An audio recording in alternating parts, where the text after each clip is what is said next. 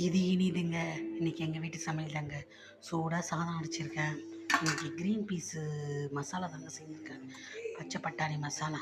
அதுலேயே முட்டையும் நான் உடச்சி ஊற்றி 2 ஊற்றிருக்கேன். 2 எக்கு அவிச்சி பிடிக்கும், அவிச்சியும் போட்டிருக்கேன் 2ங்க. இது அப்படியே நல்லாயிருக்குங்க. சாதத்தில் போட்டு தொட்டு சாப்பிட்றதுக்கும், அப்புறம் நைட்டு சப்பாத்திக்கும் சாப்பிட்றதுக்கும் நல்லாயிருக்குங்க. இந்த மாதிரி செய்தோம்னா இது தேங்காய் அரைச்சி ஊற்றாமல் அப்படியே கிரேவியாக செஞ்சுருங்க. அவ்வளோதாங்க.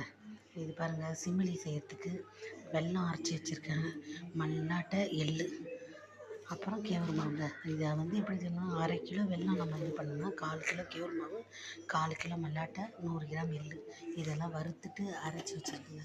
இதை அப்படியே மிக்ஸ் பண்ணி அப்படியே உருண்டை பண்ண வேண்டியதாங்க. மல்லாட்டை உருண்டைனாலும் இதே தாங்க. மல்லாட்டையை வறுத்துட்டு அந்த எள் மல்லாட்டையை போட்டு உருட்டிக்கலாம். எள் உருண்டைலாம் உருட்டிக்கலாம். அந்த பாருங்கள், நான் அப்படியே அவிச்சிட்டேன். கடை போட்டும் சுட்டு இது பண்ணலாம். நான் அப்படியே அவிச்சிட்டேன். கேவுரு மாவு பாருங்கள், தெரியுதுங்களா? புட்டு மாதிரி அப்படியே அவிச்சிட்டு, இப்போ அதெல்லாம் போட்டு பிசைஞ்சி அப்படியே ஒன்றா அப்படியே ரவுண்டாக முடிச்சிட்டேன். அவ்வளோதாங்க. இது சூப்பராக